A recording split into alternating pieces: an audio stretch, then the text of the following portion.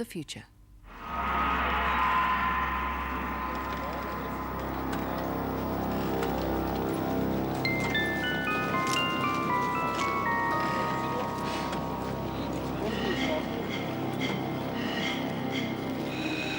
It's the start of the only car race in the world that's important for us all. Who is going to win, do you think? Both of us. The sun. Sun, yeah. And the event. How are you feeling? You nervous? No. Yes. Yeah. Yes and no. Yeah. Yes. Here? Here? No. Like I say, it's one of the most rewarding, exciting, fascinating, interesting, frustrating, depressing things I've ever done. Clear the track, 7 minutes. To win is to be world champion. Yes, this is the most important thing in the world to us. This is what we've been dreaming about for 3 years, and we're here and we're ready to go. But this race results in much more than winners.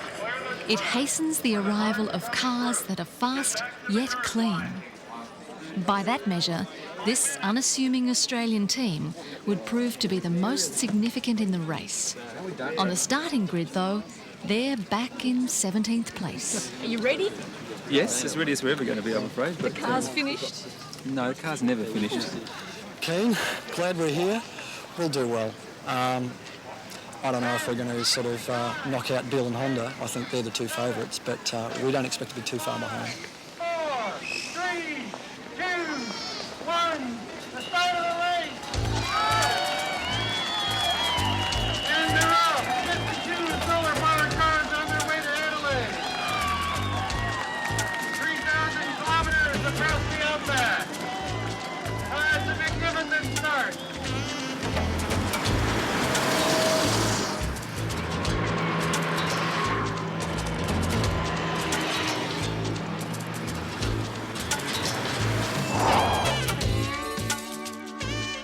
They are as wonderful as they look weird. So flimsy, yet most will make it 3,000 kilometres across this harshest of continents. Like beautiful futuristic insects gliding through a timeless landscape. Intense. 5 days of intense pressure. You wake up before sunrise, you're working on the car from that point until after dark. And then when you finish that, you fall down and you sleep, and in the morning you wake up. Before dawn, you have to have the car set up by dawn every morning. You do the whole thing again, and that's 5 days of that.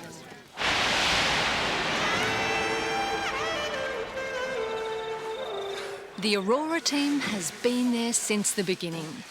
This bunch of volunteer engineers came second in the 1987 inaugural race and sixth in 1990. Racing machines created in this Geelong backstreet workshop over countless late nights of blood, sweat and brainstorming. In 1993, we did nothing less than reinvent the solar car. We had new body shape, new suspension system, new electrical system, new body construction methods, new battery design. The car concept is brilliant, but the team hasn't had time or money to meticulously check every tiny component. Their gambling, their audacious innovations alone will steal the race.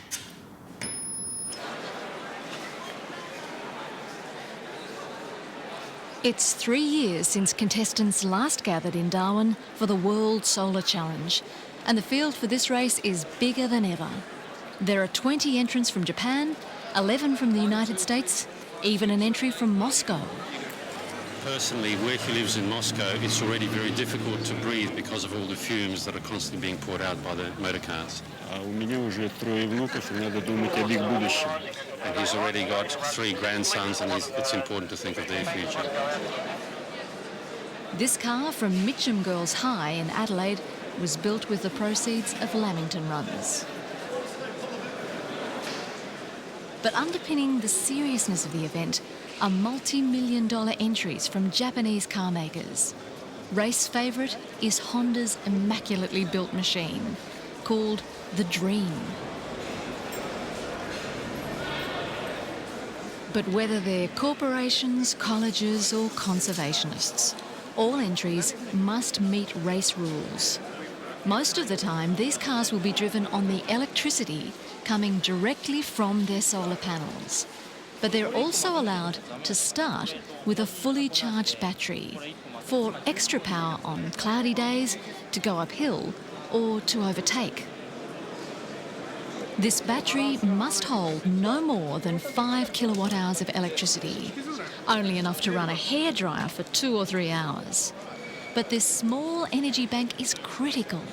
Just how and when you use it can win or lose you the race. Well, first of all, we check the battery is the right type, model, brand, design. Then we check it's the right number of cells in the battery. They're not slipping 1 or 2 extra ones in. We then seal this box. During the race, the team is not allowed to break that seal and put extra batteries in, otherwise they'll incur a time penalty. Because we don't want teams swapping batteries or cells in and out all the time, because they will be charged from the mains, and this is a solar-powered race. But the most severe restriction is the size of the panel. It must not exceed 8 square metres.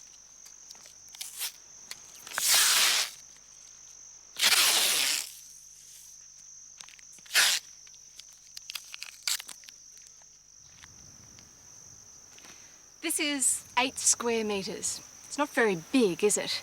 And yet 8 square metres of sunshine is all that belongs to the teams. That's why they call this a challenge, not a race. It's all about creating and refining super efficient energy technologies. Technologies that will not only take a car and a driver clear across a continent, but will take all of us into a cleaner energy future. Honda is now doing research and development very keenly to electric vehicle. And this car, as a solar car, but this is a very high efficient electric vehicle with solar power. So one day, maybe near 1998 or 2000, we should be ready to sell some electric vehicle on the market. This is the future. Solar cars are electric cars. They just make their electricity from the sun. All the working parts in these cars, developed especially for this race, will run the battery-powered electric cars that Honda, Nissan and Toyota expect to market within the decade. Sunshine will continue to pour down long after we run out of cheap oil. We may have a couple of decades or half a century's supply. Either way, these children will live to see it run out. Solar power will become very, very big business, providing pollution-free power, not just for remote areas, but for our cities.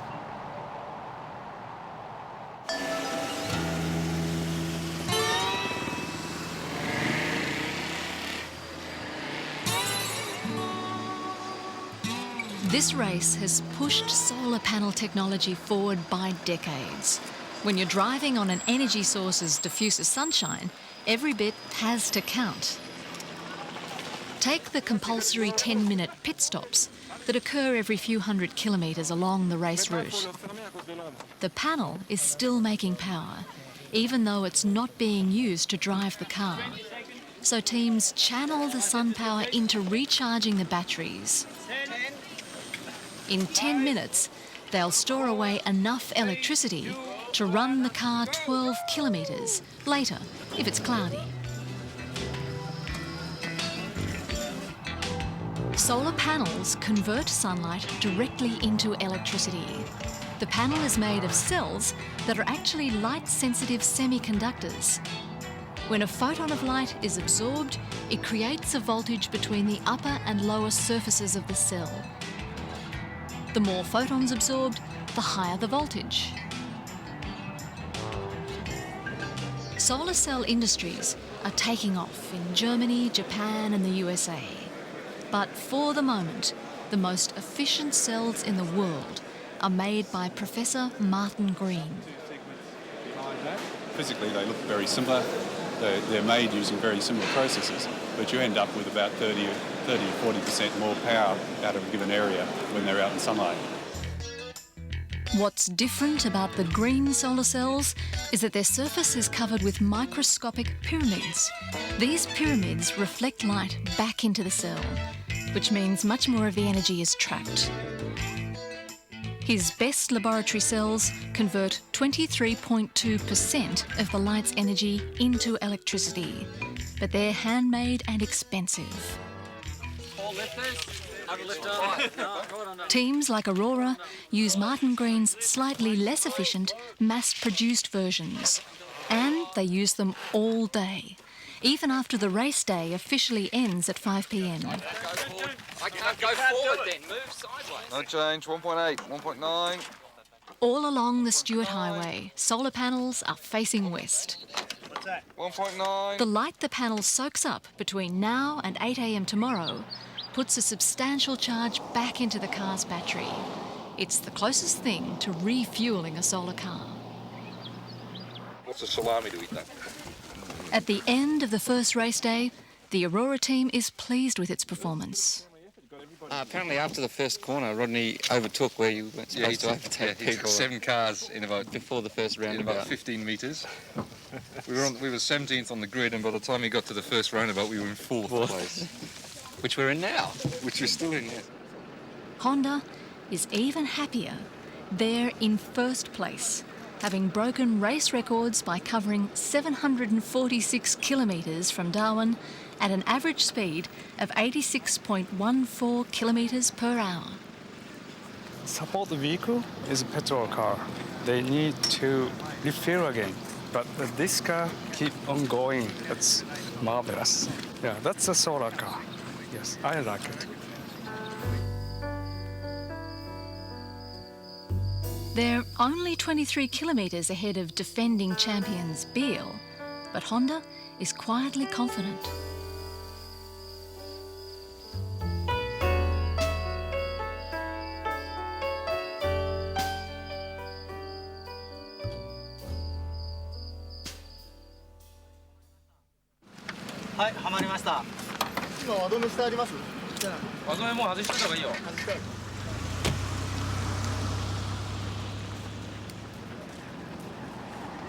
Today, the Honda team hopes to realise a dream. To be the first solar car to travel from Darwin to Alice Springs within 2 days. But 10 minutes behind is their major rival, defending champions, the Swiss Spirit of Beale. This is no novelty event. The lead cars in this race are averaging 85 kilometres an hour. At this rate, they'll smash the race record and reach Alice Springs in just 2 days. To be fast, a solar car needs more than an efficient solar panel. It has to be light. That can mean expensive technology, such as carbon fibre frames and lightweight silver zinc batteries. But lack of funds can inspire invention. Aurora's battery is a very clever combination of cheap, heavy lead-acid batteries and light, non-rechargeable lithium batteries. This hybrid is as powerful and as light as Honda's for 1/100th the cost. In fact, Honda's battery cost more than $200,000, almost as much as Aurora's entire car. But the smartest part of Aurora's design is its aerodynamics. The common cockroach shape of solar cars is no accident. When any vehicle travels at speed, most of its energy is wasted simply hammering through the air. Solar cars can't afford to waste energy. They're shaped so air flows smoothly around them. Till now, the cockroach shape was considered the aerodynamic ultimate. 8 of the top 9 cars in the race are refined versions of this design. Alone among the leaders, Aurora dared to be different. Its super slim wedge shape is aerodynamically very clean. But by positioning the driver in the middle of the panel rather than in front, they made the car a third smaller, so it pushes through much less air and wastes less energy.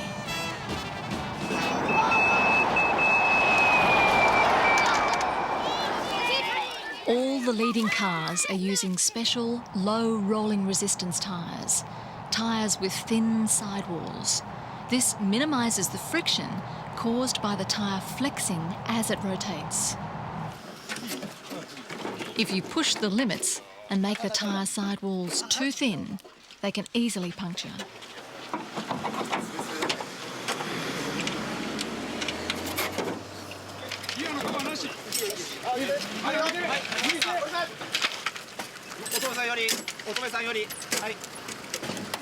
Honda was doing over 100 kilometres an hour, chasing their dream of Alice Springs and a race record when they blew their rear tyre.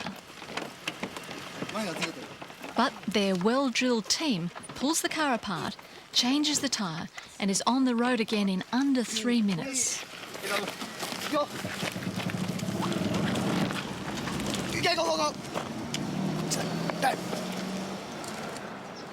Honda slips into Alice at 5 minutes to 5, just before race day 2 ends. They've astounded even the aficionados. Companies like General Motors were saying, oh, we're just not going to get involved in electric vehicle technology 10 years ago because we've looked at it and it just isn't viable. Whereas now you've got 50 cars running down the centre of Australia, the top one's able to sit on 90 kilometres an hour on 2 kilowatts of electricity. It's unheard of. You can see how far we've come in 6 years because the state-of-the-art 6 years ago, they were only doing 50 kilometres an hour or 60 kilometres an hour. So they're now up to the sort of speeds that people want to travel at on the highways, 90, 100 kilometres an hour. And I think that's why Honda are so involved, because they realise that. By day 3, Honda is well in the lead, widening the gap to last race winners, the Spirit of Beer. Way back in 5th and 6th, 2 more Japanese teams from the Waseda University and Toyota are neck and neck. But in between, the car in 3rd place from the Japanese solar cell manufacturers Kyocera is slowly but surely losing ground to the Australian Aurora team. Aurora has 3rd place in its sights. But this is now a race not just between teams, but between competing technologies. This is a mobile research and development laboratory for batteries and tyres and electronics and motors, as well as solar panels. And whoever wins this race is also likely to win lucrative control of the technologies of the cars of the future. Components like the new generation of electric motors developed for this race could well replace electric motors everywhere they're used today, from trains to video recorders. The Northern Territory University's car, Desert Rose, has a high-efficiency, super-permanent magnet motor inside its drive wheel. Well, it's a very special kind of motor. The normal DC motor has a large rotating part which has all the copper wires in it, and in order to get to the power to those copper wires we use carbon brushes which rub on rotating copper segments. The typical DC motor is like that, the starter motor in your car is like that, and the problem with those motors is the brushes are very inefficient. It turns out we turn these motors inside out. You can see that in this motor it is the copper wires that are stationary and the rotating part that has the magnet in it. And so in order to make that work as a brushless DC motor, we have to do some very special electronic switching of the power to the stationary part, which is normally done by the brushes, but we can do it far more efficiently with electronics. But the most important electronics in this race are another Australian invention, the energy maximiser. Stuart Watkinson invented and patented the technology in 1985. Solar panels are energy creators, if you like, or energy transformers. They produce electricity, but it's in a raw form. It's unmanaged. You've got batteries that want to absorb that energy. You've got motors that want to absorb the energy from the batteries, but you've got to have controlling electronics that maximises the delivery of the energy from the panels to the batteries, and also controls the power from the batteries to the motors in the way that you want. And that means very sophisticated electronics. From this farm in southeast Queensland, Stuart and his wife Martine operate Australian energy research laboratories, exporting their specialised solar electronics all over the world. Watch the shading, please. These electronics iron out two major problems with solar cars. When the car stops, it's not just the driver who needs cooling down. The panel does too. Because if solar cells get too hot, then, ironically, their efficiency drops.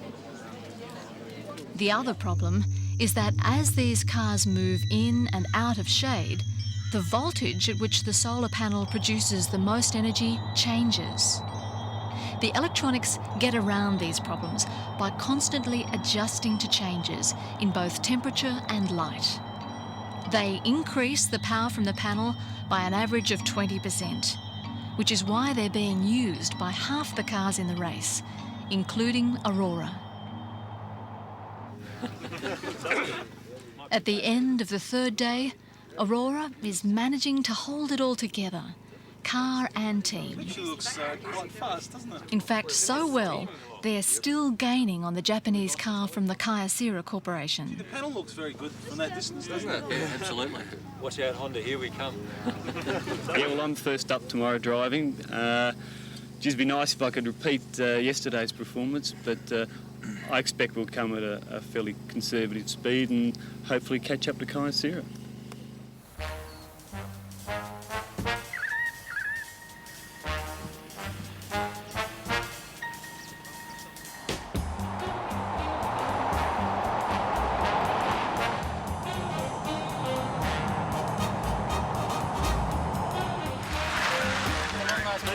Are in there, Jeff. Let's have those, please.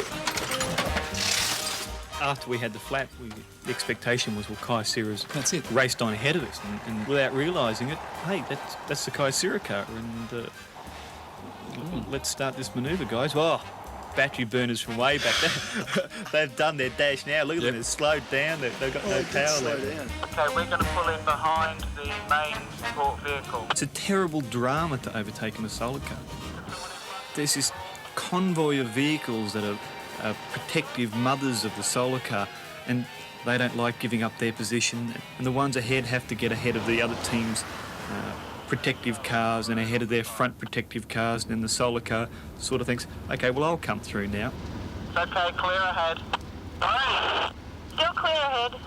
Okay. Out right next to him, two solar cars driving down the Stuart Highway side by side, wave goodbye and blast on through. Okay. Lithium's off, dropping back to 90. Alright, well we're past, so we can slow back down to our nominal cruising speed.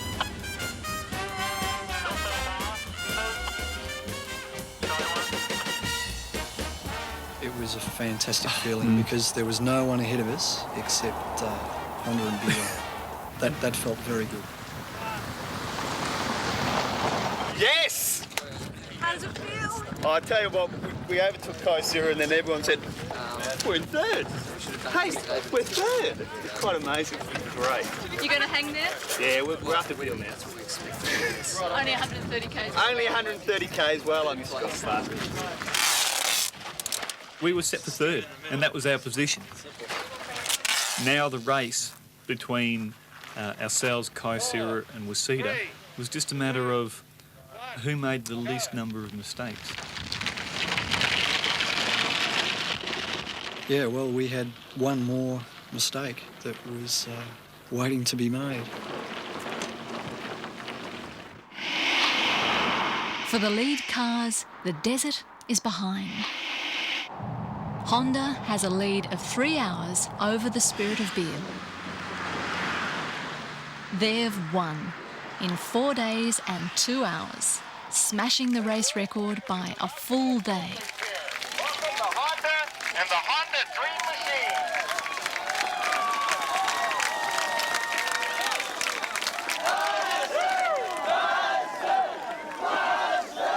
Ladies and gentlemen, let's give a big welcome to the Spirit of Beale, the runners-up for the 1993 World Solar Challenge.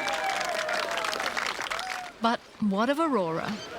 They were the first Australian team to finish, but the third place that looked assured just a day ago slipped away. They finished 5th, after Kyocera and Wasada. They lost 3rd place because on the last day, overtired and overworked, someone forgot to flick 3 vital switches in the electronics that control the energy going to the motor.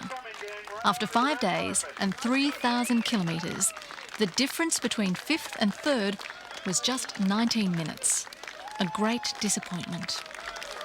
Yeah, of course it was. But that's racing. You know, it wasn't the only problem that we had. Like if any one of several problems hadn't happened, we probably still would have picked up 3rd place. But that's racing. I mean, you come along to an event like this and small things like that, if you don't cover your logistics well enough, they can cost you a lot. Not only do you race the car, you race the people as well. And if people have to do everything right, the car has to do everything right. And it's a combination of the two. And we came 5th. Hey, that's pretty good. That's pretty good. That's pretty good. That's enough for me. Because we went innovative, and when you do everything different, you are spread so thin.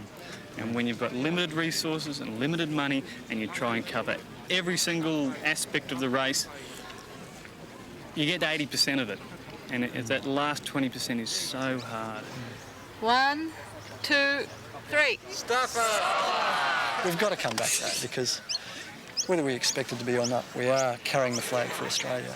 And, you know, we've just got to stay in this race as long as we can. Technological developments in any area are like a race. Yep. And, you know, you drop out once, you might never, ever get back in again. One thing we have to do in Australia is hang on to as much technology as we can. So we just can't drop out.